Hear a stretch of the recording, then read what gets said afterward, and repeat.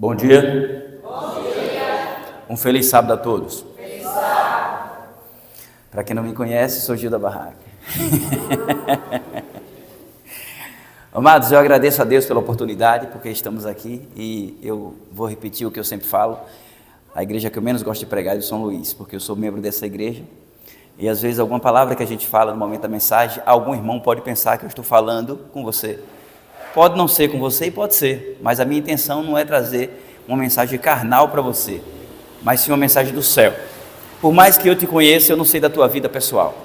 Quem sabe dos seus problemas, das tuas alegrias, das tuas conquistas e frustrações é você mesmo. Então, se algo que você ouvir aqui, Gil está falando para mim, alguém falou para ele, não, ninguém me falou nada da sua vida. Então, se a palavra falou ao seu coração, aceite que é de Deus. Amém? Eu quero agradecer a visita do nosso irmão Negão, o Negão de Djalma. Ele era conhecido como Negão Pé de Ferro, hoje é como Negão Homem de Ferro, né? Homem de Ferro. Mas por que será? A gente brinca agora porque Deus lhe deu um livramento. Negão, ele já tinha uma perna mecânica e alguns dias atrás ele sofreu um acidente aqui nas proximidades do posto, que espalhou em todas as redes sociais. Ele voou, né? Caiu em cima do carro. Quando eu vi o acidente, aliás, todos que viram, a maior parte, disse que aquele rapaz morreu, com certeza. A pancada foi tremenda. Mas para a honra e glória do Senhor Jesus, Negão está se recuperando maravilhosamente. E Negão me falou ontem que queria assistir um sermão ao qual fosse ministrar. Eu digo, Negão, por providência ou coincidência ou providência, eu estarei pregando em Capim Grosso, precisamente na minha igreja. Minha igreja a qual eu sou membro, não que eu sou dono da igreja, é um modo de falar. Então, se você quiser vir, eu vou lá lhe apanhar para você vir. Então o Negão está aqui. Amém. Seja bem-vindo a essa igreja. Essa casa é sua, porque ela é de Deus, é sua também. Você é filho de Deus. Da mesma forma, eu estendo meus agradecimentos à Ana Paula e o irmão Wagner, porque aceitaram o convite de estar aqui conosco. Eles estudaram a Bíblia conosco há alguns dias, faz parte do pequeno grupo. Só está faltando algo para que eles batam o martelo diante de Deus, descer as águas, né? E Ana Paula pregar aqui na frente, né? Cantar.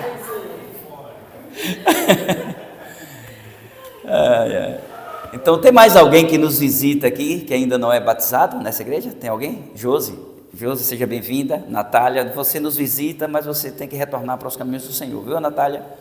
Tá bom? Meu irmão Gilmar, eu estava sentindo falta dele nas mensagens que eu envio, né, nas reflexões, não estava reagindo, eu vi que o número eu tinha trocado, né? Pois é um prazer contar com sua presença aqui. Esse sermão está sendo gravado e vai ser colocado no canal que nós temos no YouTube. Vocês já conhecem, é o BG Gospel CG. Então, quem quiser assistir depois desse sermão, independente de você gostar ou não, compartilhe, porque talvez não falou ao seu coração, mas já falou ao coração de alguém. Eu também quero desejar boas-vindas ao nosso irmão que nos visita, é Josias, nosso irmão Josias, que Deus te abençoe. Ele se apresentou ali na nossa classe, ele é de São Paulo, ele mora lá há 35 anos, né, irmão? 37 anos, ele é ancião na igreja dele lá, ele está aqui na companhia da irmã Gilmária. Vocês frequentavam a mesma igreja lá? São Luís, eu vim de lá, mas não saí de São Luís. Lá a igreja São Luís? Ó, que coisa, né? Que bom. Gilmária me enganou, falou, vamos para São Luís, aí eu vim. Seja bem-vindo, irmão. Irmã Neide também, esposa de Zé Milton, que Deus te abençoe. Todos vocês, se eu esqueci de alguém, me perdoe. Nós vamos abrir as nossas Bíblias no livro do profeta Samuel, 1 Samuel, precisamente no capítulo 2. 1 Samuel, capítulo 2, o versículo é o 12. Nós vamos fazer duas leituras, depois mais umas duas, para que possamos entender a mensagem. Amém? Vamos fechar os nossos olhos, abrir os nossos ouvidos e os nossos corações. Senhor, nosso Deus, nosso Pai Criador, nosso Deus soberano, nosso Deus provedor, mantenedor. Te agradecemos, ó Pai, por este momento, porque aqui estamos reunidos na Tua Santa Casa para congregarmos, para glorificarmos, exaltarmos o Teu santo e maravilhoso nome. Vem estar conosco agora, Pai, nós temos a certeza, pela fé, que aqui o Senhor se encontra em nossos corações. E nós te pedimos, Senhor Deus, que o Senhor permaneça conosco durante toda essa mensagem, que o Senhor possa me usar como instrumento, como um elo, Senhor Deus, entre o Senhor e todos nós que aqui se encontram. fala ao meu coração, fala aos corações de todos que aqui se encontram.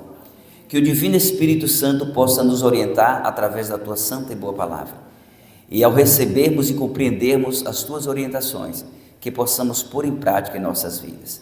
Esteja conosco agora, é o que te pedimos e te agradecemos em nome do Teu Filho Jesus Cristo. Amém.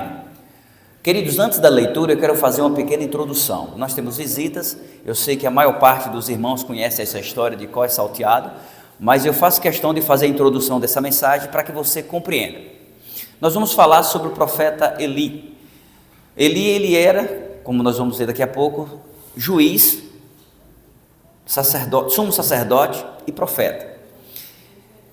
Os juízes foram instituídos depois que Josué morreu. Josué sucedeu Moisés no comando da nação israelita ao entrar na terra prometida. Quando Josué faltou, descansou no pó, foram instituídos juízes. Se eu não me engano, o primeiro foi Otiniel e depois sucessivos juízes foram comandando o povo. Não eram como os juízes de comarcas, como nós vemos nos dias de hoje. Eram juízes conselheiros, juízes intercessores, orientadores, juízes que repreendiam quando necessário, juízes que encorajavam o povo com as mensagens do Senhor. Nem todos os juízes de Israel foram profetas, mas muitos juízes foram usados por Deus para guiar o seu povo, para que o povo não se dispersasse por caminhos errados. Infelizmente, o povo não obedecia. O povo não queria obedecer Moisés, não quis obedecer Josué, e não foi diferente com os juízes. E nós vamos falar a questão da liderança. O tema da nossa mensagem é: liderança começa em casa. Eu já tenho algumas mensagens pregadas a respeito de Eli e dos seus filhos, mas essa eu pedi orientação a Deus para que trouxesse algo para nós. A mensagem de hoje é sobre mordomia, só que mordomia não fala só de dinheiro, não fala só da questão, como disse ali no Pro Vai Ver, de organizar as finanças. Sim, também, mas é organização de vida, o qual também tem a questão das finanças. Se você não sabe organizar suas finanças, você vai passar por grandes dificuldades. Mas se você procura viver a vontade de Deus, você se torna uma pessoa organizada em todas as áreas da sua vida. Na área mental, na área social, na área conjugal, em todas as áreas e, sobretudo, essa que tem que ser a primeira, na área espiritual. Amém? Então nós vamos entender alguns dos fatos que aconteceu na família de Eli. Por que o tema é liderança começa em casa? Porque é assim.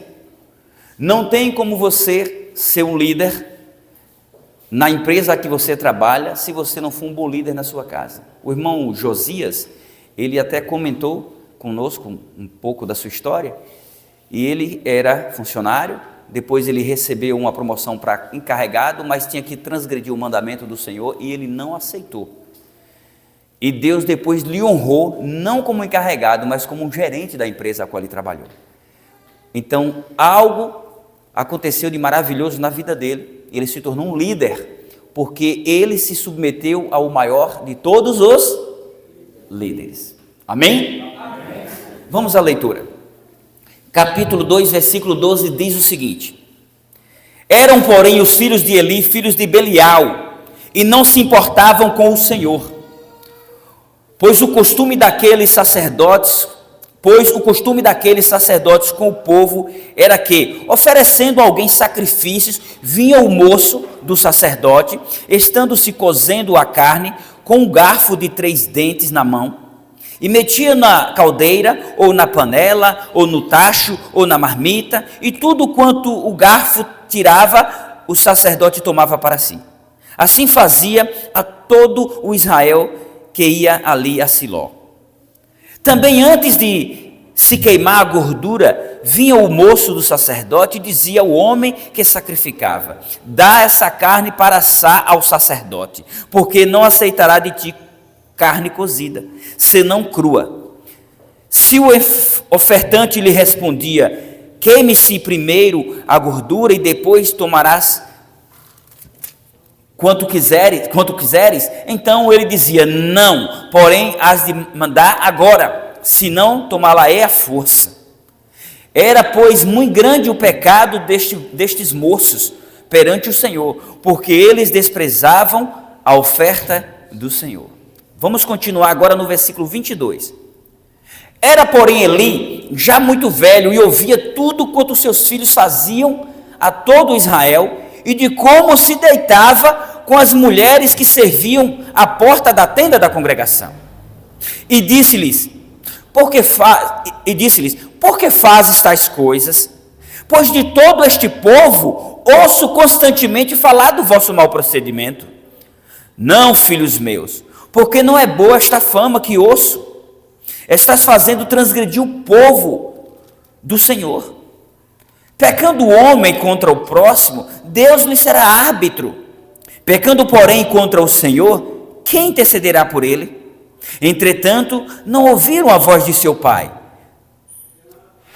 porque o Senhor os queria matar. Essa parte, o Senhor os queria matar, é um contexto muito amplo. Na verdade, Deus não quer matar ninguém. Nós é que morremos quando nos afastamos de Deus. Amados, essa leitura vai até aí. Alguns pais de família agem como Eli. São bons para dar conselhos, são bons para delegar funções, para corrigir erros, mas infelizmente quando se trata dos seus próprios filhos, negligenciam essa parte.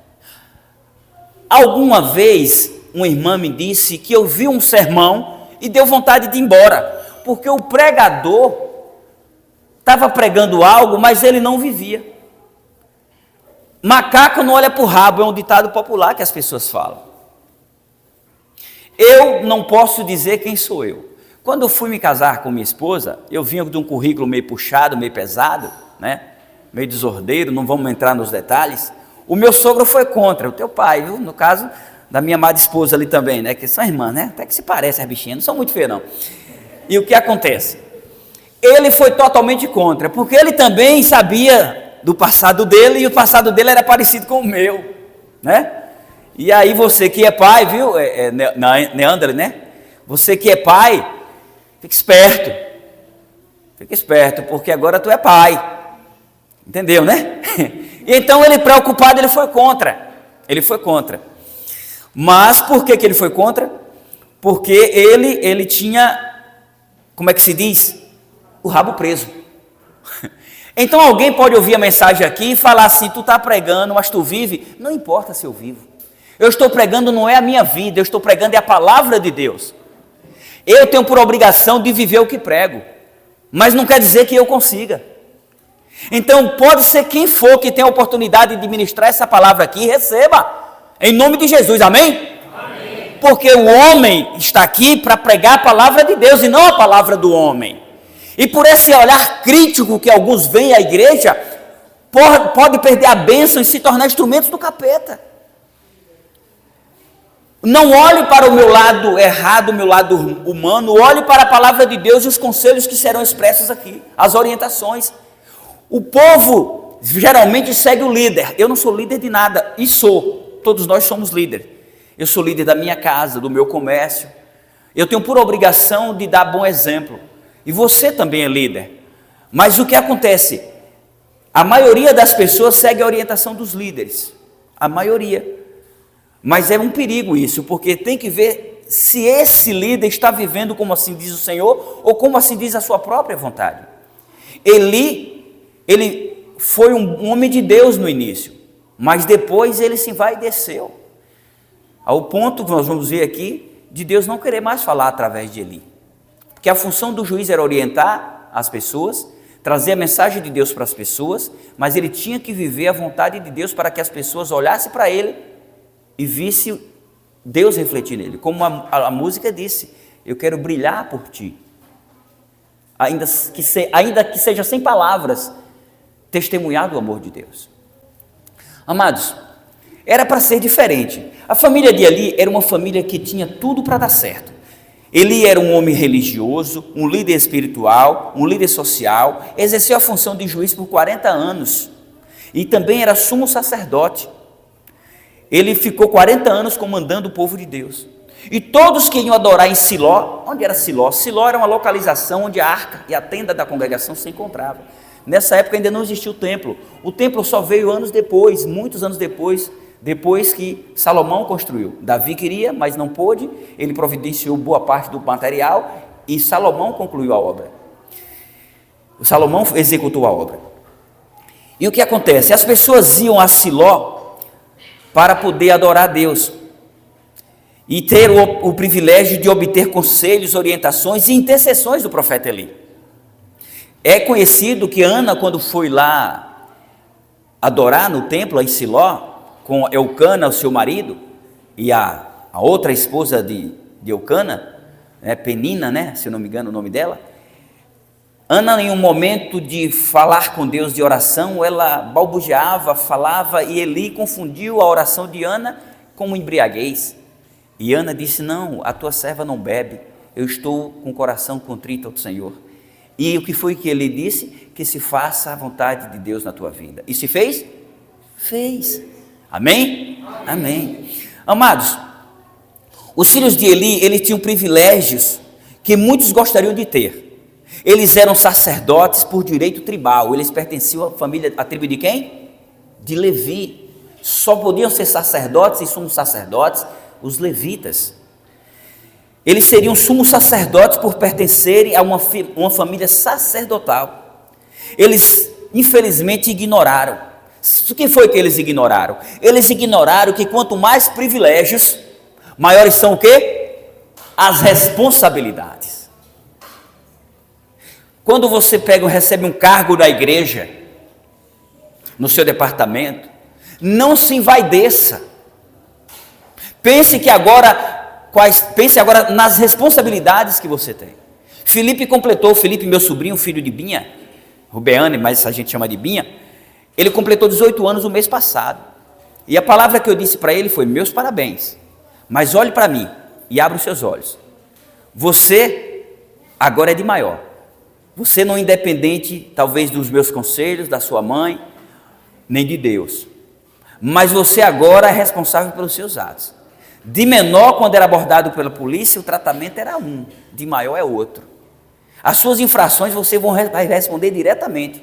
Então, muitos jovens queriam ser de maior para tomar suas próprias decisões. Jovens, louvado seja Deus, a irmã Daniela trouxe os nossos jovens. Eu estava orando que você chegasse a tempo dessa mensagem. Porque, assim, jovens, podem ter certeza de uma coisa: vocês estão almejando completar 18 anos. Lembre-se de uma coisa: para os pais, vocês podem até se tornar de maior, mas não independente dos pais. Porque o jovem que obedece os pais, que teme a Deus e obedece os pais, ele sempre vai respeitar os pais, vai ouvir as ordens e os conselhos dos pais. Agora sim, você vai poder fazer suas escolhas, mas não esqueça que as suas escolhas, você responderá por elas.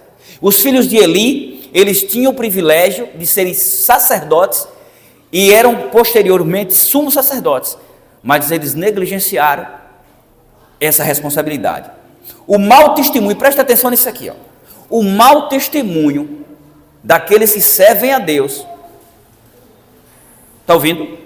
O mau testemunho daqueles que servem a Deus é 1000 vezes pior do que aqueles que estão no mundo. Porque você que tomou a decisão de ser uma nova criatura em Cristo Jesus, você disse em público, você prometeu honrar a Deus, você prometeu ser semelhante a Cristo, você prometeu brilhar nesse mundo de trevas. Então o seu testemunho negativo é maldição para muita gente, e 1000 vezes mais maldição para a sua família e para a sua vida. Não importa se você tem cargo na igreja, não importa se você não faz nada na igreja. Eu já falei, você na igreja, fazendo algo ou não, você está sendo observado. E o mesmo anjo que está auxiliando o ancião, ele também está do seu lado. O mesmo acusador que está tentando o ancião, o pastor, ele também está tentando lhe acusar, tentando lhe destruir. Então você é a menina dos olhos de Deus. E quando nós nos tornamos a menina dos olhos de Deus, nós somos alvo de Satanás. Queridos, aqui disse que os filhos de Eli eram filhos de Belial. Mas o que é isso? Ofne e Finéas eram seus nomes. Eram sacerdotes profissionais de carreira, mas eram filhos sem valor. O significado de filhos de Belial é sem valor ou filhos de demônio. Sem valor. Alguém sem valor é alguém que faz coisas horríveis, testemunhos negativos. E você fazendo algo que não é de Deus, com certeza é de quem? Do inimigo de Deus. Não existe terceira opção. Ou você faz para agradar a Deus ou para agradar Satanás. Queridos, eles eram profanos, rebeldes, imorais e ladrões. Os sacerdotes tinham direito a parte das ofertas que eram alçadas ao altar, mas eles queriam tudo. Eles queriam a melhor parte. Cuidado que esse também, nós lemos aqui que quando a oferta era levada para ser ofertada ao Senhor, ele mandava os seus ajudantes, os seus auxiliares ir lá e meter um garfo, tipo um tridente de 3 dentes, tirar as porções melhores das carnes e levar para si. Não foi isso que nós lemos aqui? E ele comia a carne com gordura, que era para ser queimada e oferecida a Deus. Ele comia a melhor parte da oferta, eles comiam. E como se não bastassem, eles também eram adúlteros. Eles eram adúlteros. Mesmo que eles não fossem casados, mas eram casados, eles não podiam ter relações sexuais com outras mulheres. E nem, muito menos no local sagrado. Em lugar nenhum é permitido. Se você é casado, você sabe quem é a sua companheira. O sexo é uma bênção. É uma bênção que Deus deu ao ser humano. É prazeroso. Mas é uma bênção quando é feito com a permissão de Deus. Fora de Deus é o quê? Maldição. E então eles eram imorais, profanos, rebeldes, que são desobedientes, e ladrões, porque eles tiravam parte da oferta que não lhes pertencia. Como eu disse, os sacerdotes tinham direito a parte das ofertas alçadas ao altar, mas eles queriam tudo. E esse também pode ser o nosso erro. Hoje Deus tem te abençoado? Amém? Amém. Se Deus está te abençoando, você está sendo honesto com Deus quanto ao que lhe pertence? Ou está retendo para você a melhor parte? Tudo. Porque os filhos de Eli, eles iam tirar a melhor parte da oferta para eles. E a melhor parte da oferta pertencia a quem? A Deus. E quando você tem conhecimento de que você deve ser fiel nos dízimos e nas ofertas, que alguns são fiéis nos dízimos, mas são infiéis nas ofertas. Malaquias diz o quê? Que o povo roubava a Deus. Em que te roubamos? Em que roubamos a Deus? Nos dízimos só? Nos dízimos e nas ofertas. O dízimo tem uma função na igreja. Era para custear a vida dos levitas. Os dízimos levados ao tabernáculo, à tenda da congregação, era para manter os mensageiros, os responsáveis pelo evangelho da época, pela pregação da palavra de Deus, pelo serviço da tenda da congregação, que naquele momento era quem? Eli, seus filhos e a tribo de Levi, que tinha muitos, não é isso? Então os dízimos levados era para isso. Os dízimos trazidos hoje à igreja adventista é para quê? É para custear o quê? Reforma de igreja? Comprar banco? Pregação do evangelho, missão. Você teve acesso ao livro Grande Conflito. Qual é o valor de um livro desse na casa publicadora? Hoje que tem umas promoções, ele chega aí a 20 e poucos reais. Mas o valor dele era quase 50 reais. Quanto foi que você pagou por esse livro para você dar de graça para as pessoas? R$1,50. R$1,50 não confecciona nenhuma folha do livro. Nenhuma folha. De onde veio esse dinheiro para você pagar só R$1,50? Dos dízimos. Porque aquele livro é a pregação do evangelho. Amém? Amém. Só que os filhos de Eli, eles sabiam qual era a parte que lhe pertencia, mas eles ignoraram. Eles queriam tudo para si. Então você, quando for honrar a Deus nos dízimos, que é a 10ª parte da sua renda, não é do que você tem, é do que você ganhou. Se você tiver dúvida, pergunte a alguém da igreja, ao tesoureiro, ao ancião, ao irmão que tem mais tempo na igreja, ele vai saber te orientar como você ser fiel no dízimo e também nas ofertas. Se você tem consciência da sua obrigação, execute-a com amor e com carinho, não por obrigação, mas com amor e com carinho. Amém?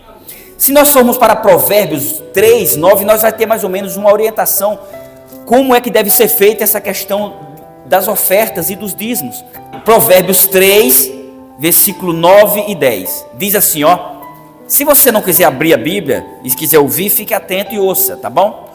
Honra ao Senhor com os teus bens e com as primícias de todo o quê? Tua renda. Olha aqui, as primícias quer dizer o quê? Primeira parte. Primeira parte. Naquela época, como era devolvido as ofertas e os dízimos, plantava-se, criava-se, e as primeiras crias eram oferecidas ao Senhor, os primeiros grãos eram oferecidos ao Senhor, e Deus abençoava. Aí vem as recompensas. O versículo 10 diz a recompensa daqueles que são fiéis. Você não deve ser fiel para receber do Senhor. Você deve ser fiel porque você já recebeu. Porque você só pode dar o que você tem. Amém? Aí diz, quais são as recompensas? E se encherão fartamente os teus celeiros, e transbordarão de vinho os teus lagares. Isso é fartura, gente. Mas a fartura só acontece se você for fiel, mas se você for fiel por amor, por gratidão, não fazendo barganha com Deus, como alguns pregadores dizem aí, venha na fogueira não sei o que lá, na fogueira santa. Tem umas igrejas que parece que elas confeccionam envelope, todo dia um envelope. É envelope disso, envelope daquilo, traga com dinheiro dentro, com a sua oferta de gratidão, com a sua oferta para espantar demônio, com a sua oferta para abrir a porta de emprego, com a sua oferta. Meu Deus do céu, eu nunca vi tanta oferta. Eu até já contei que eu fui numa igreja, eu não digo que foi universal nem morrendo, né? Não digo, lá em Suzano, eu fui lá em Suzano, eu morei em São Paulo, e eu doido para arrumar um emprego, todo o dinheiro que eu tinha no bolso era R$70 para passar até arrumar um emprego. E eu cheguei lá, o camarada era bom, parecia esse irmão Josias aí, bem bom de lábia, entendeu? Assim, bem vistoso, mas o cara tinha uma lábia, meu irmão, e o cara disse, ele contando que foi no banco e tinha uma dívida, quando chegou lá no banco, e ele só fez tocar a mão na maçaneta, na coisa da porta, e ele sentiu que o Espírito Santo estava agindo, e ele estava inadimplente, e quando ele entrou, que foi lá puxar a situação dele, ele não devia nada. Aí o povo, amém, amém. Eu tenho que zombar disso. Deus é capaz de fazer muitas coisas, mas Ele não faz isso para você estar vendendo a sua casa, vendendo o seu carro, vendendo o seu jumento, sua bicicleta e fazer barganha com Deus. Não, isso é abominação aos olhos de Deus. Mas eu, como não tinha conhecimento, você que está desempregado, procurando um emprego, Deus vai abrir a porta do emprego, agora você tem que ser fiel. Não importa quanto você tem no bolso, você pertence a Deus nesse momento, traga e apresente a Deus. E o bestário do Gil da barraca foi lá e chegou lá e colocou lá e disse, amanhã eu estou empregado. Quem disse? Me lasquei. Passou um bocado de dia, fui trabalhar carregando concreto, chega arrancava o couro aqui, ó, do balde de concreto, bem moro. Que emprego arrumei? Por quê? Porque a motivação da minha oferta foi o quê? Foi outra, foi porque ele disse que eu receberia mais, ele disse que eu teria garantia de emprego. Não, ser fiel a Deus não lhe garante passar por dificuldade, mas em meio às dificuldades Deus vai te honrar. Que nossa motivação não seja dar para receber, seja devolver porque já. Amém? Amém? Pois vamos lá. Eles eram imorais, os filhos de Eli, adúlteros. Eles mantinham relações sexuais com as moças que ali trabalhavam. Como eu disse, o sexo, ele é uma bênção quando é pela permissão de Deus. Se você for para 1 Tessalonicenses, capítulo 4, versículo 3, nós temos uma orientação de Paulo para os jovens de 15, né, os adolescentes, para todos, há 100 anos, até mais, porque todos nós somos jovens. E qual é essa orientação? 1 Tessalonicenses, capítulo 4, versículo 3, deixa eu ver, 3, diz o seguinte, pois esta é a vontade de Deus, veja só qual é a vontade de Deus, a vossa santificação, que vos abstenhas da prostituição, que cada um de vós saiba possuir o próprio corpo em santificação e honra, não com desejo de lascívia, como os gentios que não conhecem a Deus. Lascívia, essa palavra lascívia, ela dá muito pano para manga, ela tem vários significados. Lascívia, você olha para alguém e você já deseja essa pessoa, você está cometendo o pecado de lascívia. Até o desejo pela luxúria, pela ostentação, se enquadra nisso. Tudo aquilo que foge do seu normal não agrada a Deus. Então a lascívia é um pecado que às vezes é como a cobiça, ela está camuflado. E não brinquem, Deus vai nos julgar pelos nossos pensamentos e também pelos nossos desejos. Eu sei que você peca, que eu peco todo dia e toda hora. É como o irmão comentou ali na lição, o pecado é um pássaro que voa sobre nossa cabeça. Ele pode até sentar, mas não podemos permitir que ele faça ninho. Você viu, gostou, desejou? Não é de Deus? Você é casado, você tem compromisso, você serve a Deus? Você sabe que o sexo fora do matrimônio é pecado? Que desejar também já está pecando? Então você faz o quê? Repreende. E pode ter certeza, parece automático. Você não anda 10 metros, você já esqueceu o que você viu. Porque você levou seu pensamento a Deus. Amém? Quem fracassa em casa, fracassa na vida. Isso é fato. Eli esteve muito ocupado chamando a atenção dos filhos dos outros. Ignorou seus filhos. Ele mesmo disse que ouvia os falatórios a respeito dos seus filhos. Mas por que ele não os disciplinou? Disciplina não é só bater.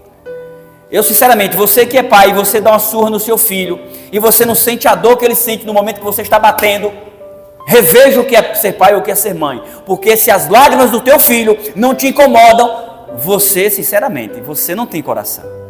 Às vezes que eu disciplinei os meus filhos, eu sofri, mas foi necessário. E se precisar, é necessário. Mas disciplina também é regras. Mas para você ditar regras ou determinar regras na sua casa, ordem na sua casa, você tem que ser um líder que faça com que essas regras e essas ordens sejam vistas através de quem? De você.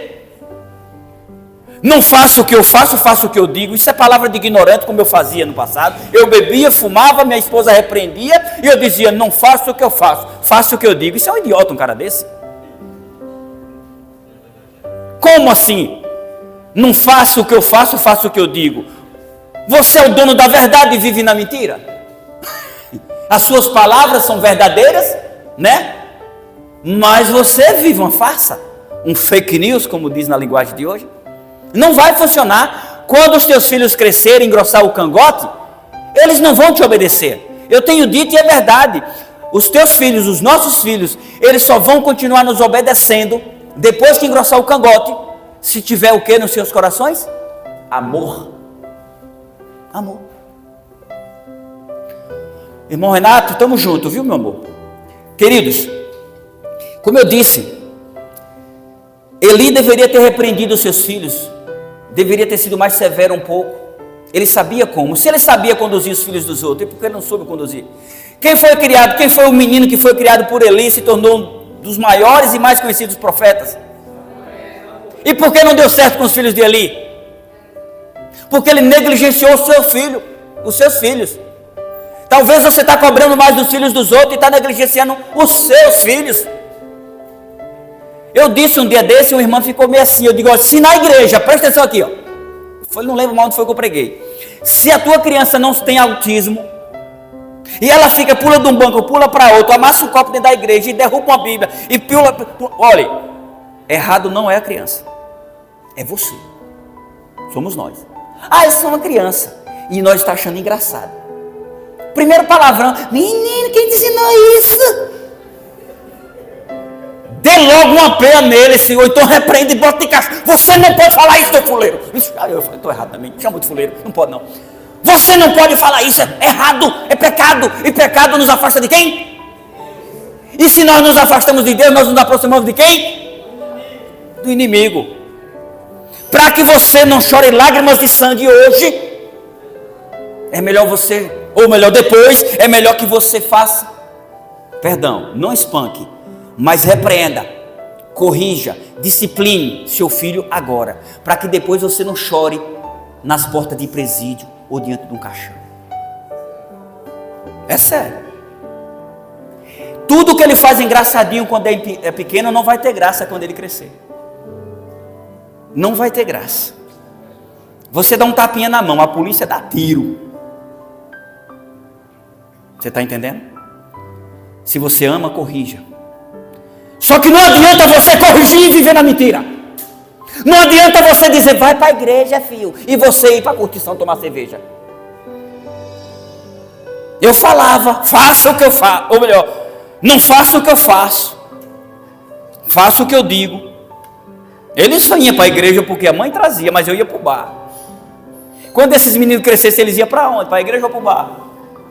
A probabilidade de dar errado a vida deles era 99,9%.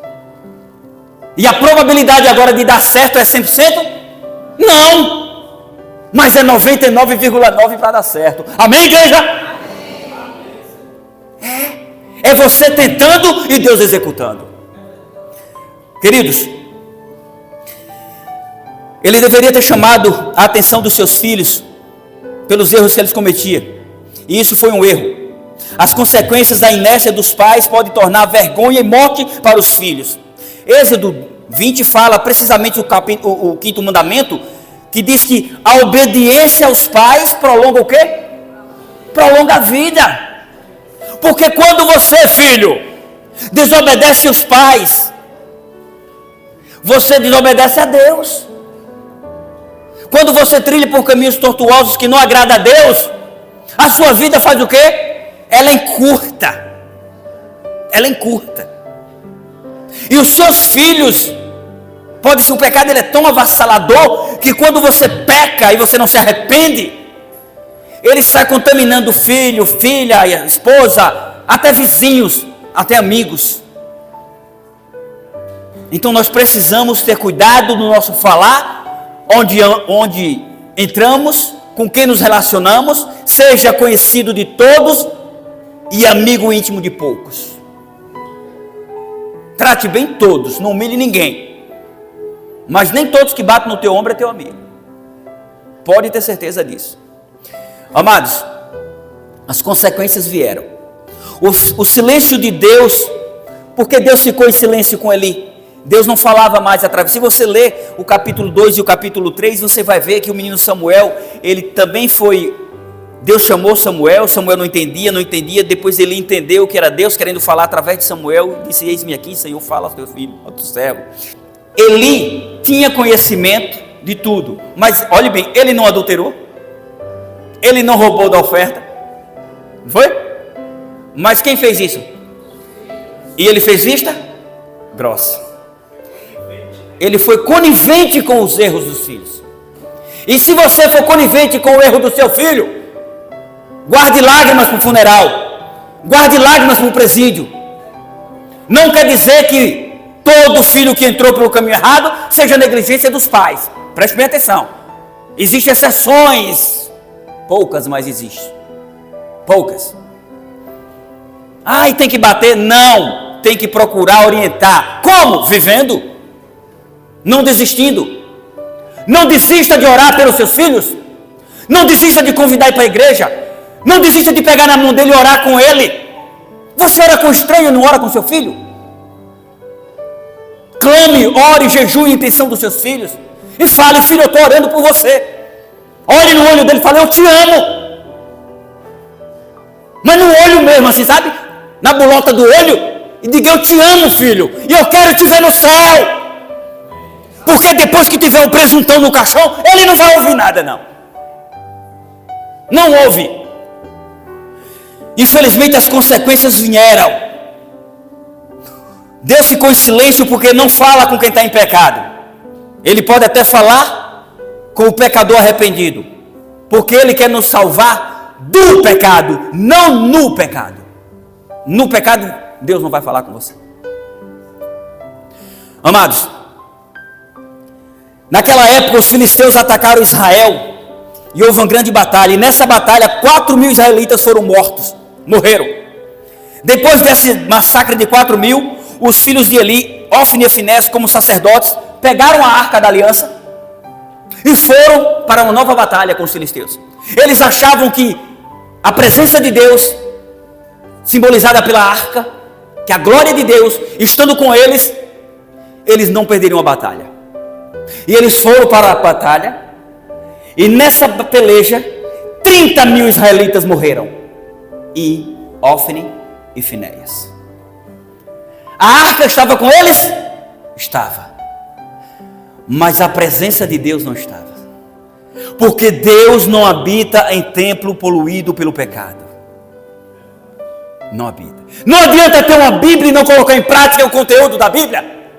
Não adianta ter o nome no livro da igreja e não estar anotado no livro do céu.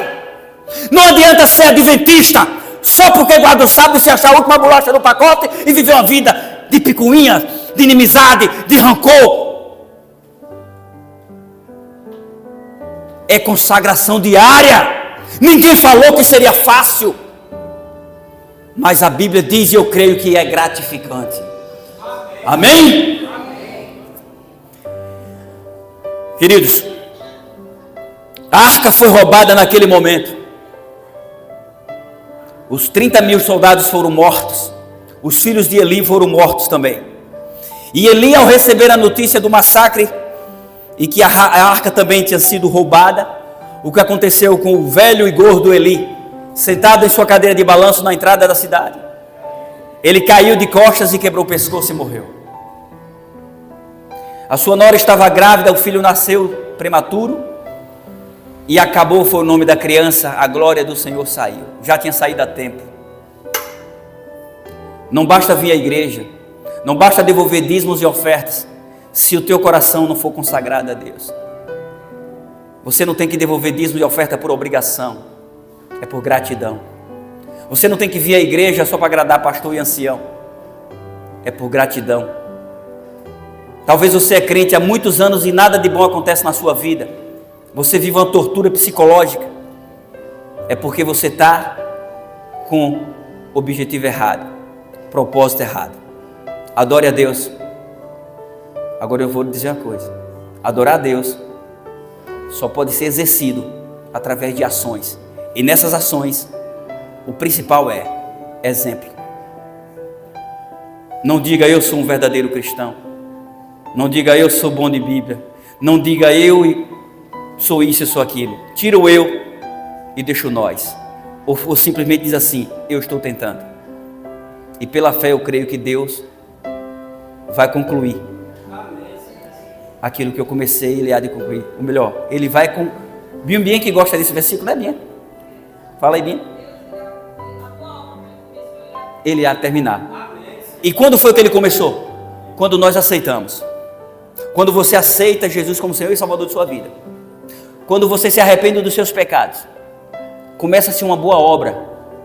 E quando você não desiste da caminhada, mesmo caindo, erga a mão, porque a boa obra que Ele começou, Ele vai terminar. Amém? Enquanto a vida e a esperança. Se Eli se arrependesse dos seus pecados e do pecado dos seus filhos, e ele orasse, ele clamasse, ele intercedesse mais pelos seus filhos e desse mais atenção pelos seus filhos, ele não tinha passado por tanto infortúnio e não tinha morrido dessa forma. Queridos, infelizmente, eles não haviam recebido, eles não haviam percebido que a glória de Deus não estava mais presente. Quando permitimos que a presença do pecado faça parte de nossa vida, presta atenção aqui, ó, nós afastamos automaticamente a presença de Deus. Pode estar no seu celular, pode estar no seu pensamento, pode estar em sua casa, pode estar naquilo que você é conivente. Talvez não é você, mas você está permitindo. Como é que você é crente e tem filhos e filhas e está permitindo ele namorar com uma pessoa que já está tendo relações sexuais? Mas eu vou fazer o quê? Orientar, conversar, arrependa-se, porque o sexo fora do casamento, fora do matrimônio é maldição para a sua vida, filho, para a minha vida, para a vida da sua mãe e para a vida de todos que estão ao seu redor. Você vai ser uma maldição em pessoa, porque você conhece a verdade e está querendo viver a mentira, ou melhor, está vivendo a mentira. Então não cale a boca diante do pecado, porque você vai ser conivente ao pecado e as consequências dos que são coniventes são essas: morte. Morte. Eu sei que é difícil, a gente não tem como proibir, mas Deus sabe o que você está fazendo para que isso não aconteça. Pode ser a questão do sexo fora do casamento, o adultério, pode ser a questão da fidelidade, pode ser a questão de você chegar em casa, em vez de você ser bênção, você se tornar maldição. Fala do ancião, fala do pastor, fala do grupo de desbravadores, fala do departamento jovem, você fala de tudo língua do cão. Às vezes, no passado, eu ouvia alguém lá em casa, né? Não vou dizer que foi a minha esposa e minha cunhada, às vezes comentando de alguma coisa que acontecia, né? E eu ficava de butuca ouvindo, né? E aí eu me inflamava com aquilo que eu via, porque é normal você vir na igreja e acontecer alguma coisa e você não gostar. O irmão passar por você, empinar a cara e não falar, né? Na verdade, quem empina mais é a mulher, né? O homem é mais, o homem é pro lado, a mulher é assim, mais ou menos. Aí você viu esse comportamento do cão, aí você chega em casa, o teu marido não é crente, e tá difícil, como diz Mário Bode, coração de concreto armado. Aí você chega lá, aquele ancião metido, falando para ele só quer ser dono da igreja, aquele pastor exibido. Você viu a mulher do pastor como é metida? Ou seja, você, em vez de ser um canal de bênção para a sua família, você está sendo um elo de Satanás, você está sendo um canal do cão. Aí depois vai vir as consequências. Nem você se firma nos pés de Cristo, nem deixa os outros se firmar. Então, se a tua boca vai ser aberta para falar algo que não edifica, Senhor, em pensamento, me torna mudo por algum momento, se possível até surdo. Aí eu gostava de ouvir o que ela estava falando, e digo, oi, vocês cuidado, pode estar sendo maldição trazendo essas conversas para aqui. Eu me ferrei, porque agora quando ela está conversando, que eu pergunto, é o quê? Eu disse, nada, não é nada. Aí eu fico nas informações.